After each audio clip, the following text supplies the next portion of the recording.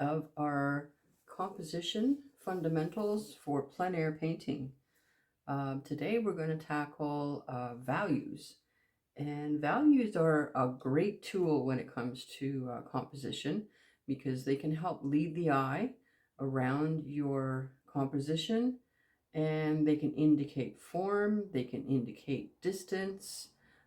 Values are really, really important. And if you only learn two things from this course, values should be definitely one of those things that you learn and constantly work to improve on. So as you can see, I've got my page divided for 4 little thumbnails. I just did a square.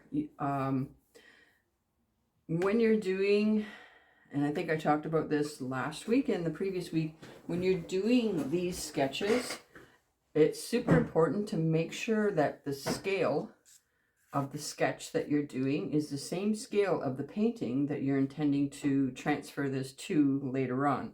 So in my case, I want to do a square canvas, so I'm making all my drawings square. If you're going to do more of an oblong landscape style where it's longer side to side and shorter top to bottom, then make sure that the thumbnail sketches that you're doing match that scale. Because otherwise, when you're working out composition, if you're working it out on a scale of a square, and then you try to transfer it over into a scale of a landscape size, you know what I mean? If I were to turn this page around, it's not going to work. Your all that work that you did on your composition is out the door, because what you want to do is work with the scale that you have. The next thing we're going to do is create a value scale. Now you can buy value scales, and it's also actually is included in this little color wheel. This color wheel is pretty cool. I got it at, I think I got it at Curry's. You'll probably get it at any art store. It's pretty cheap.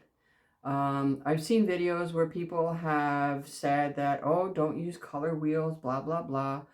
For beginners, color wheels are great because it helps you figure out the relationship between the different colors. It gives you the value scale. It gives you all sorts of information for starting out. And just because this is here doesn't mean you have to follow these rules later as you progress with your art practice. But for now, having something like this in your studio or with all your artwork, and even carry it around when you go out plein air painting, it's a perfect little tool. And like I said, it's very inexpensive. So on here, you'll see that there's actually 10 values. I've only made 8 squares because we're not going to do all 10 values. The whole point of plein air painting, as we've discussed, is simplification. If you're a realist painter, plein air painting isn't for you unless you're willing to loosen up your style and go for something a little more impressionistic while you're doing plein air painting. And that's perfectly fine. I do many different styles depending on where I am, what the subject is, how I feel that day. Often when I do animal portraits, my default, because this is how I started with animals, is to do a realistic, almost pushing towards a high realistic image. However, I am right now working on trying to do the abstracted views that I'm doing with my landscapes. So whatever style that you normally would do in the studio, when it comes to plein air painting is more of an impressionistic feel. That being said, if you watch Landscape Painters of the Year, it's a great show and I highly recommend it. You will see painters on there using different styles. However, they only have the 4-hour time constraint, and which means that they need to adapt whatever their studio style is to the plein air painting. And if you watch that show, you'll see that the end result is always a much looser feeling piece of painting. Okay, so moving on. I didn't mean to get too bogged down on that, but I just wanted to make sure that everybody understands. So we've got 10 values here. I only want to do actually 4, maybe 5. So obviously white is your lightest value, and you can mark these however you want on here. 1, 2, 3, 4, 5. So this is going to be white. And obviously you don't need to put anything in that one. Then our next value, we'll move over to value 8. Then we'll go to value, I'm going to skip over to value 4. We'll do value 2, and then black, which is the first one. So we've got 2, 4, 8. Actually, what is 6?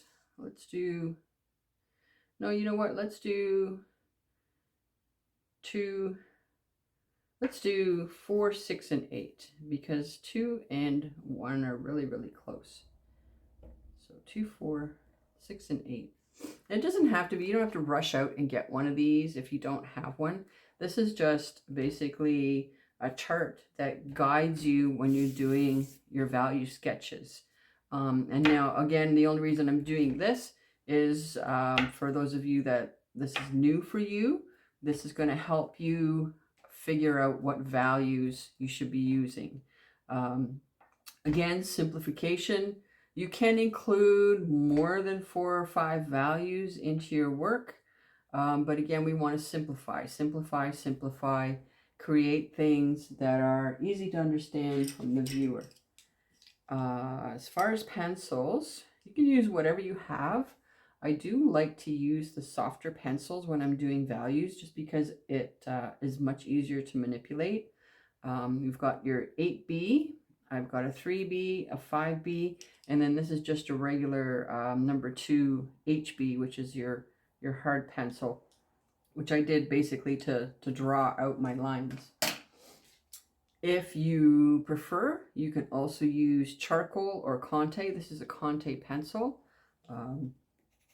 It's quite nice.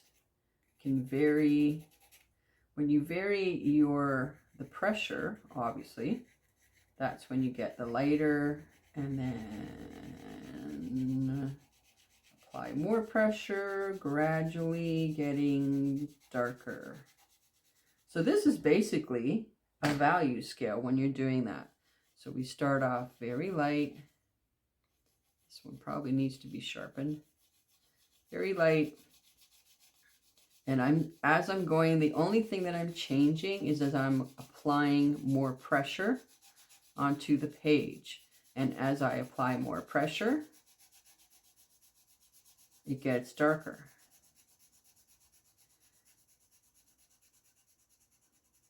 I'm going to actually use this for our black, which you don't have to fill that in. We all know what black is. I'm not going to fill in the entire square. I'm just going to fill in to here. And next we've got value 4, which is a fair bit up on our scale. I'm going to use this color wheel as my guide,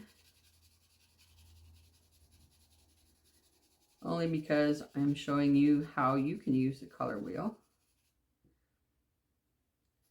It may be a little bit darker. And value number 6 is over on this side here.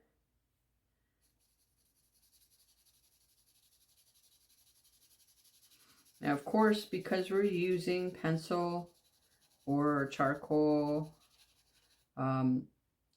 this is going to look a little bit different because this is done with inks, right? So you're not going to get that exact gray, but you're going to get the lightness of it. Value number 8 is here.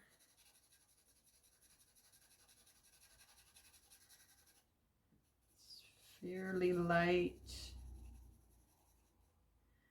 And then of course we've got white. So that kind of simplifies things. If you just use these 5, that will make things easy for you. Now I've got, you can print out your reference image, or you can use it on a screen. I've got mine here on my tablet, and I have it all changed to grayscale, which helps me identify the different values. Of course, when you look at this, you can see that our darkest value is the trees.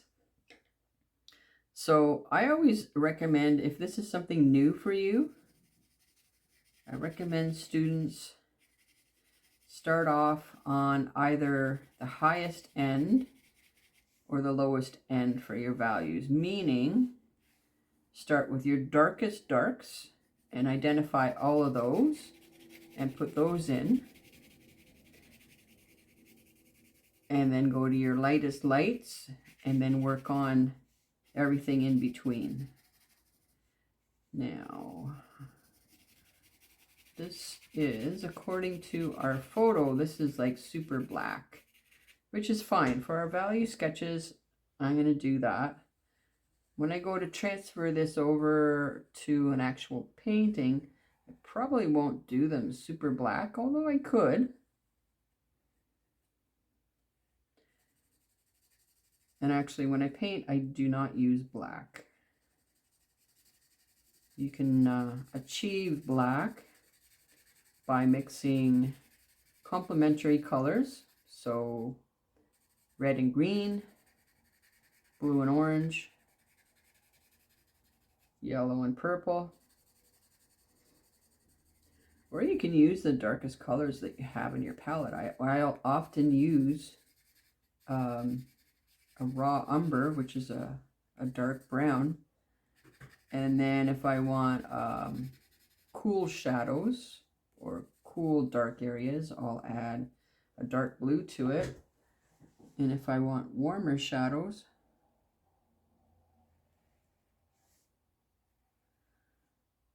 I'll add a little bit of red to it.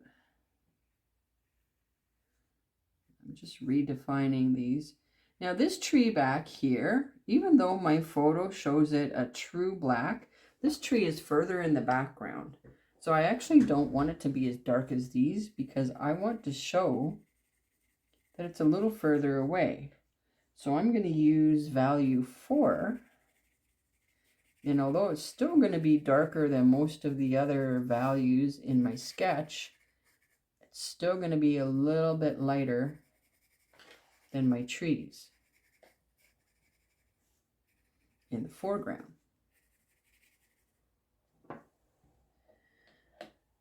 Then we've got, I made this into a road basically, even though in my picture it's more of tracks where people have gone through, probably with snowshoes actually. I don't know if that's going to look strange or not. So now I'm going to go in. And it's basically your old school coloring that we're doing right now, except instead of using a bunch of colors, we're using pencils. And we're just marking in our values. So now this one I want to gradiate, because I want it to go from dark, which is closer to me, to light as it moves further away.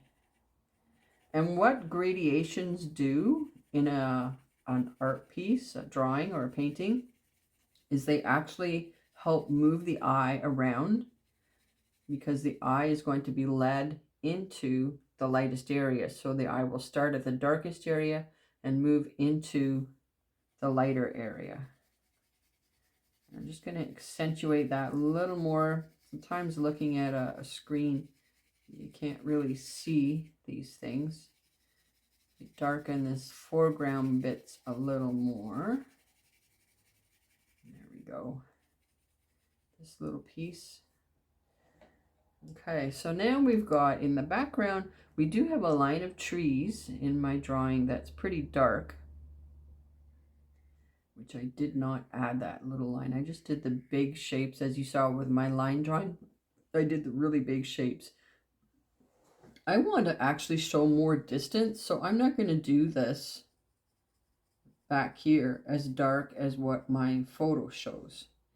And now this is something that you will learn with practice, over time. When you go out in the field, the forest, and you're standing there with your paints and your sketchbook and you're working up your sketches, things are going to look a particular way in front of you. In order to manipulate what you see into something that gives us really great composition, we need to change things around a little. This area is a little bit, it's another kind of grass line sort of in the midground, and I'm going to switch to here.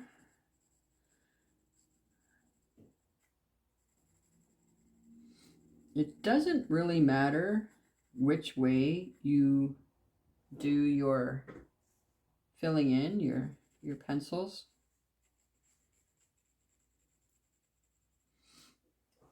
Whatever you're comfortable with.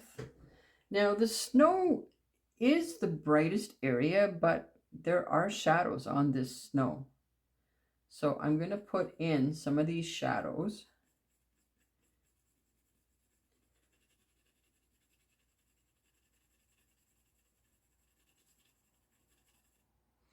And this one here.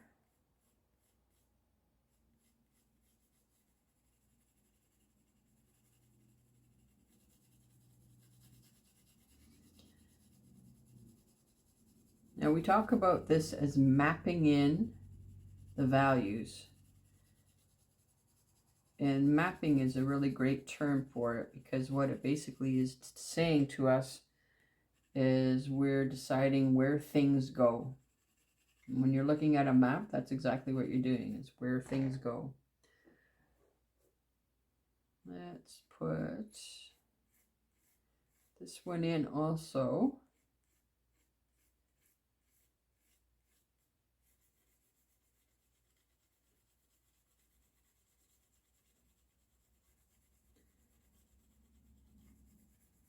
Now with shadows, they tend to be slightly darker, closer to the object,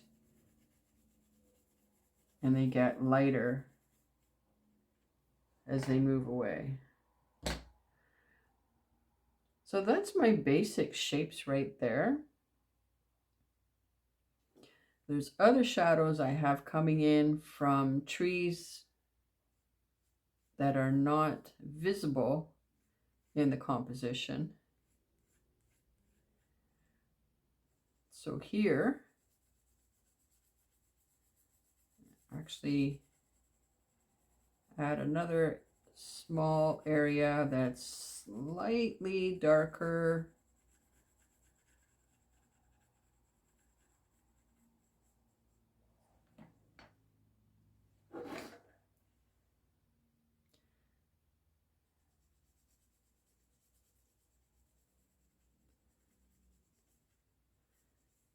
A little bit back here.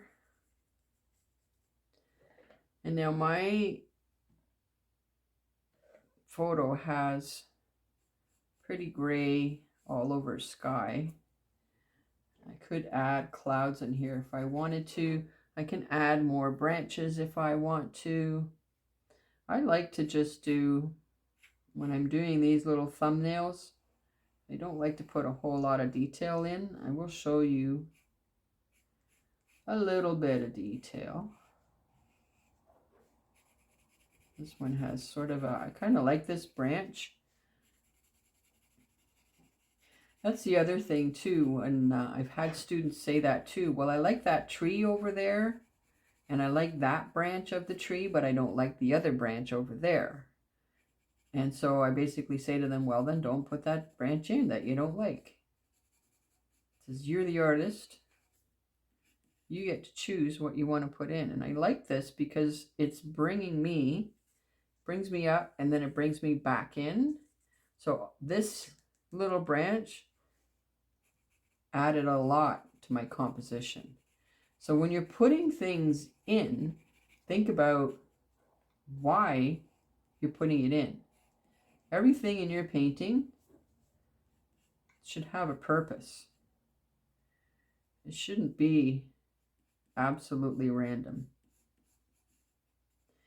And I know you're going to say, well, that's taking the creative freedom out of it.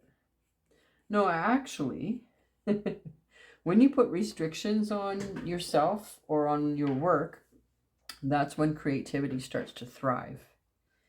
And it's absolutely true. And I know you won't believe me until you absolutely start doing it yourself. And then you'll see when you start to put restrictions on yourself and on your work, if you say, okay, today I'm only going to use blue and all the different shades of blue. If you do that, you'll be amazed how many creative ideas you can come up with. Now, I don't want to fill this area up completely with branches, even though if you look in my image, there's a lot of branches there.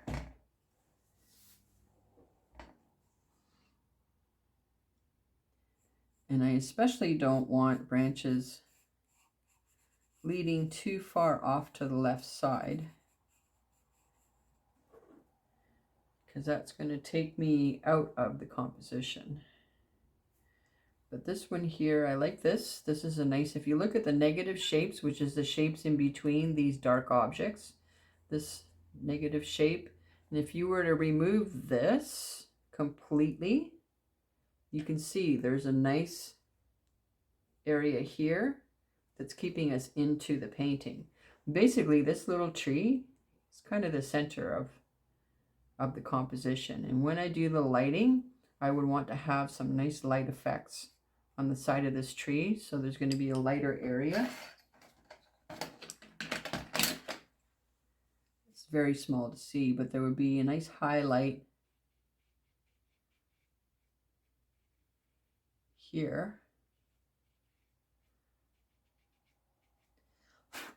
On the edge of that tree.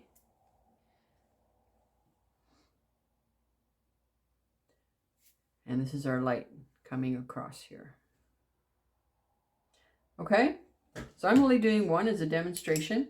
I want you to do at least 4 value sketches of the composition that you chose. I know last week we did line drawings, so if you have several line drawings that you really like and you want to work up some value sketches of those, please do. Like I said, the more you do, the more you learn. It's all about practice, practice, practice. The only way to get better is to continue practicing.